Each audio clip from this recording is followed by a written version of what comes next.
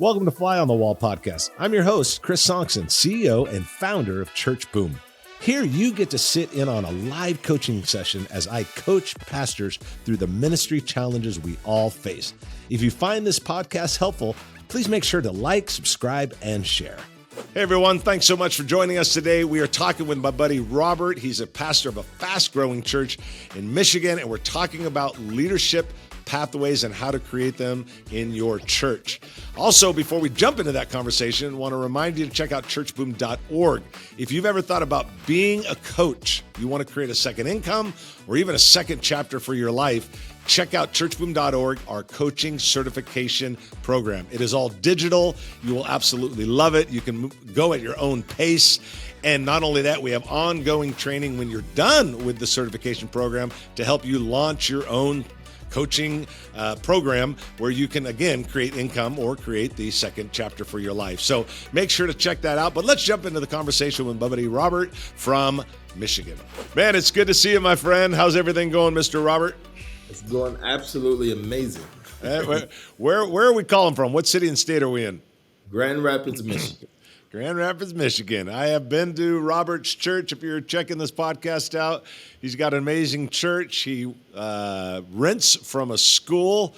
I think he pays like $8 a month or something ridiculous. And a little less than that, man. A little less than that. It's unbelievable the room he has for what he pays. It really is unreal. And God's doing amazing things in your church and your life. And loved being at the church. You got great people there. But man, how can I serve you today? What's on your mind? And let's jump into it.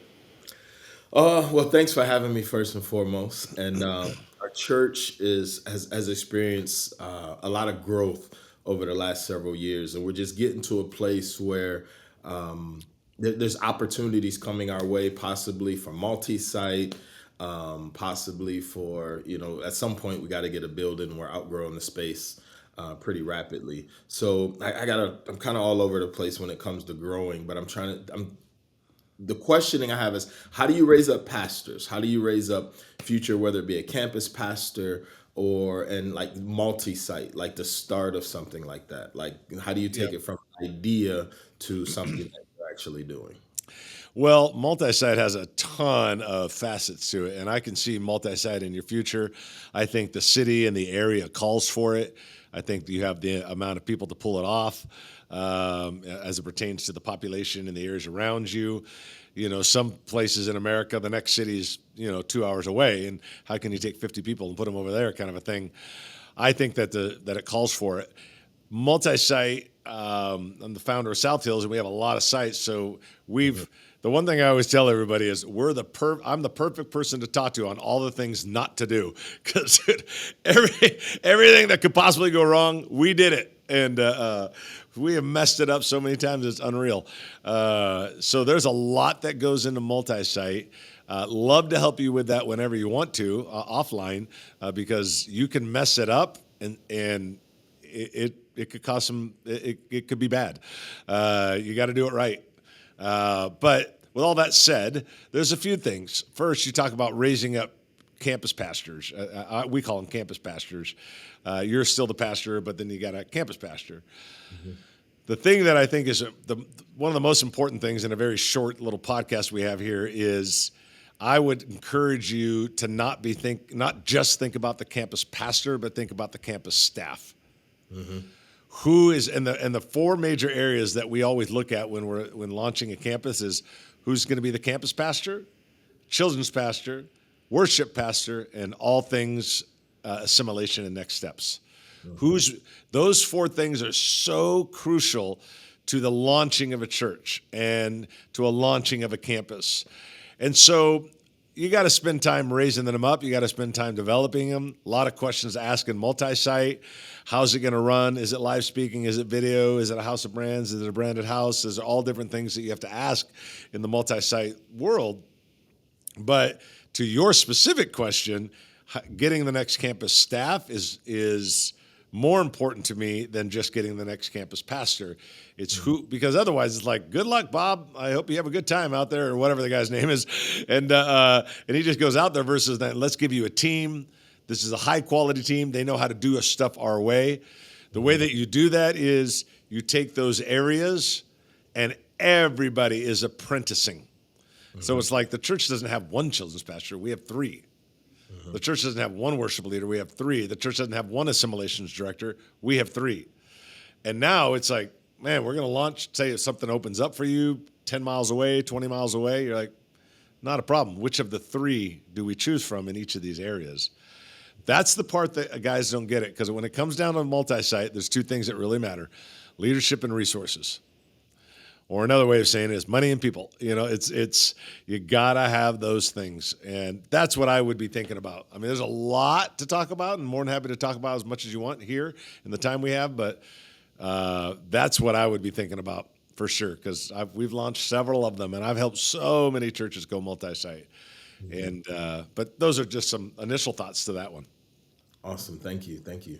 And yeah, I remember that when I visited long years ago, came out to South Hills. So yeah, next question I guess would Yeah. be, our churches, like I said, we experienced some rapid growth, and we've been able to grow, kind of an anomaly. We don't have like a lot of staff. We got team leads that oversee particular areas, first impression, kids, tech, house crew, we have some assimilation, but not with a lot of staff. I have one other full-time person. I think worship is like part-time. And now it's time. My mindset was always, as it grows, we build the structure to support the growth. We didn't want to over structure it, because sometimes I felt like you create the skeleton, it doesn't grow. So now it's like trying to build the leadership team, even spiritual leadership, raising up deacons and elders and stuff like that. And when a church that grows fast, how do you get to the point where you can start trusting people that may not have been there for a long time? And you're trying to vet people and figure out who you can trust with what, because you're trusting people with God's people. Yep. So Sure. So is that the question? Like getting to a point where you're starting to trust the people? yes, like what's the process? What's the, I guess, when you did South Hills, what's the leadership structure that you put in place that you found to be effective? What like you said, what was your things that say, hey, don't do this, do this? Yeah. Well, I would say, give me just 1 second here. Got a little something going on here. I would say that one, you seem like the kind of church, and I think it's always a better thing. Well, you seem like the church that's raising people within. Yes, yes, So that's an important part. That helps a lot in the trust, because it's not someone from the outside that you hired that you have no idea who they are. They gave you their best references, which of course they're going to give you, but you have no idea who they are. You are actually raising people up within, which is really important because there's already a trust factor. The thing that I would say with you that has a little bit to do with trust, but coming at it from a different angle, because you are a raised within type of church, you have the ability to beta test people without making a commitment. yep, yep. And that, in my opinion, is your strongest thing when it comes to this area. Because I've been to the church, I've seen what you got going on. That's the strongest thing that in my opinion, that you have, is that you have the ability to beta test people, which is amazing. You can beta test, like, hey, man, we're going to have you help out with this certain area. Or let's say, hey, man, you know what? I just need help in this area for the next 6 months. I'm going to give you a certain amount of dollars, certain amount of whatever. And could you just help me out for the next 6 months? At the end of 6 months, you've got the luxury of saying, you know what? It's been great. Have you enjoyed it? Well, why don't you just join the team? Or, hey, thanks for the 6 months. You've been great. God bless. In other words, you have the ability to let go of them, because it's a lot easier to get someone in ministry than it is to get them out. But if you but if you beta test, you have the privilege and the opportunity and the luxury of hiring them or not hiring them. And in that beta test, you have the opportunity to see, can they do the job? Can they be trusted? I mean, I'm not saying that they won't break your trust, and I'm not saying they won't mess up after the 6 months, but 6 months on a stipend, hey, here's $1,000 a month to help us out for the next 6 months in this certain area or whatever. You're going to know in 6 months, not every time, but a large portion of, like, can they do the job? Like, they've been in our church a long time, but can they really do the job? Do they know how to do it? Do they have high relational intelligence? Can I trust them? Do they follow through? Are they flaky? Like 6 months is a good time for the ugly to start appearing. And I think if it was me, based on the church that I saw, I would live and die in the beta test world. You're the only one that knows you're beta testing.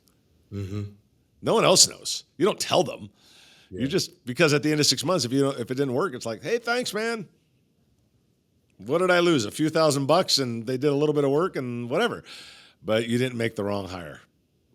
Yeah. And I think I would take trust and put a lot more into like trust, relational intelligence. Can they do it? Do they follow through? Do they have the ability? Do they have the skill set? You get the luxury of testing the car before you drive it or before you buy it. Yeah. And that's the way I would view it. That's very helpful.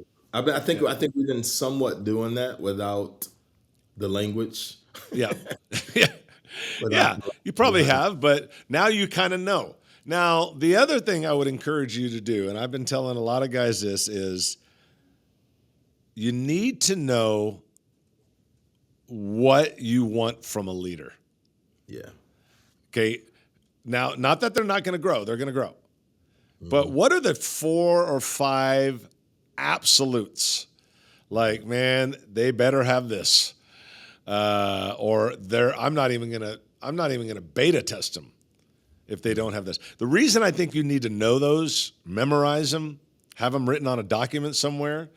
The reason I think you need to know all that is so that you can clearly work with people, and as you're bringing them on to beta test, like they've already passed this certain level. Now, I don't know if they're going to be right for the team.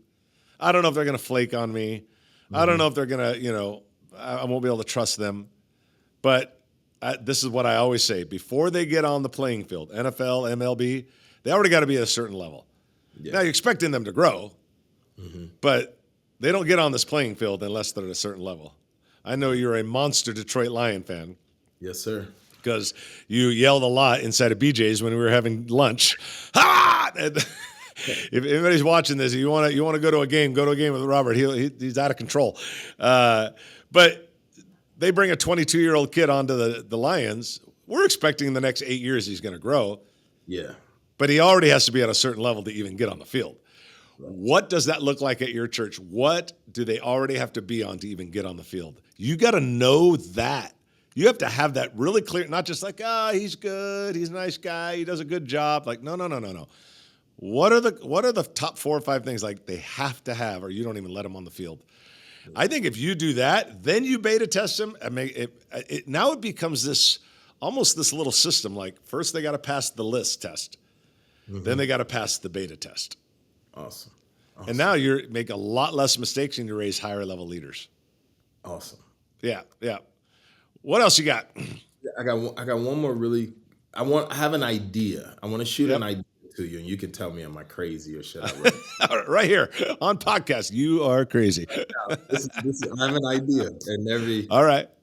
I want to buy a duplex or a 4-unit house. Okay. I want to put bunk beds in all the rooms and get interns. I have a lot of young people at my church. I have young people that are in that. I don't know what to do. I don't know if I want to go to college. I love church. This is amazing. And say, awesome. Yep. We'll give you a place to live. We'll get you some groceries. We're going to teach you biblically. We're going to raise you up leader and get a lot of kind of the grunt work of ministry, stuff that they can do. And in my mind, I'm like, we could have a young army of people. And then from there, you can figure out, is somebody worth hiring? Or even if I have a friend and they're looking to hire somebody, but they don't have them in house, I'm like, we got somebody great. We just can't hire them right now. Right. So it's swimming around in my brain. And so just kind of throwing that at you. I love it. I think it's a brilliant idea. There is a church I used to work with years ago that had the same thing. They had 2 houses that were not even a half a block away from the church. They had a permanent facility, but principally it was the same. They used them as interns, and it's what Hillsong did for many, many years. They would rent out apartments, and then the students would rent from them, and they created this massive internship program. And Hillsong's had its struggle and all that. But in the day, man, they were crushing it. And they had, my daughter went and was an intern there for 3 years in Australia, and there was probably 300 to 400 interns. And they had a machine. When they wanted to start a campus in Australia, they took 100 interns and just absolutely fed that new campus with culture, DNA, and energy. So personally, On the right track. absolutely, I love the idea. Heck yeah! All you got to do is just figure out, like, what does that actually look like? Because what you don't want is, my only yellow flag to you is, create a program that kids could be proud of. Yeah. Because you got some kids that are going to do whatever. Whatever you want, Pastor, we'll do it. They're all in. They'll do whatever. But then it gets down to, well, does this make sense? And is it going to give me do I get a degree at the end of this? Do I not get a degree? Do I have a chance to go into ministry, not in ministry? Is it organized? What days are the schedules? And I'm not saying you're not going to do that. But sometimes when we've got 15 people that will do whatever we want, they're just like, yeah, go live in that house and just come over and hang out with me on Friday and I'll mentor you. You know, I've seen those guys do that. And I'm like, well, once you get past that first layer, the next layer is not as like that. They're going to be like, well, is this thing organized? And so if you're going to do it, my encouragement is do it right. Awesome. Yeah. But I think the program is a genius idea. If you got the young people, man, do it. It'll create the energy. It'll create the focus. And plus you're raising up for years to come, the bullpen of incredible leaders. Because your leaders will come from that. They'll come from that duplex. I'm telling you, that's where they'll come from. So I think it's great, man. Way to go. I love it. And especially if you're in Michigan, you're probably buying we can't do that out here in Southern California. Hey, just buy a fourplex. That'll be $8 million. A lot less out here. A lot less. Well, man, is there anything else you wanted to chat about today? I think you nailed it, man. You really helped me out. Well, awesome, man. Always good seeing you, man. I love what God's doing at your church. You guys got a great church, great vibe, great people. God's blessing it. Man, I'm excited to see what God continues to do. But thanks for being on today, buddy. I really do appreciate it. Thank you. One last thing. Yes, sir. To anybody watching this podcast, if you want any type of advice, any type of help, you're struggling with anything, reach out to Chris Sorensen and his team because they are the truth. I've known Chris Sorensen since the very beginning when I became a pastor. I kind of watched him from a distance. I had an opportunity to be in the same room with him several times. He's always been a tremendous help. Don't be afraid to reach out. Don't be afraid to connect, talk to his team. Not just watch the podcast, but he's an actual guy. He will show up and he will help you out. So reach out and I just wanted to appreciate you, brother. Oh, man. Thank you. Thanks for saying that. You made my day, man. I really do appreciate that. Thank you for saying that, and thanks for the kind words, and I really, really appreciate it. But, man, appreciate you, bud. Thanks for being on today, man. Yes, sir. All right. Have a good day. You too. Hey, thanks for checking out today's podcast with Robert and talking about leadership pathways. I want to remind you again to check out churchboom.org. If you've ever thought about being a coach, now's the time. We've got an incredible coaching certification program. It is all digital. You move at your own pace. We have ongoing training afterwards if you want to make a business out of it, or you want to create a second income or a second chapter for your life. We want to help you help other pastors. So check out churchboom.org and check out our coaching certification program. I think you'll absolutely love it. And again, it can create some new blood for your life as it pertains to income and as it pertains to a second chapter for your life. Thanks again for checking out the podcast, and we'll see you next time.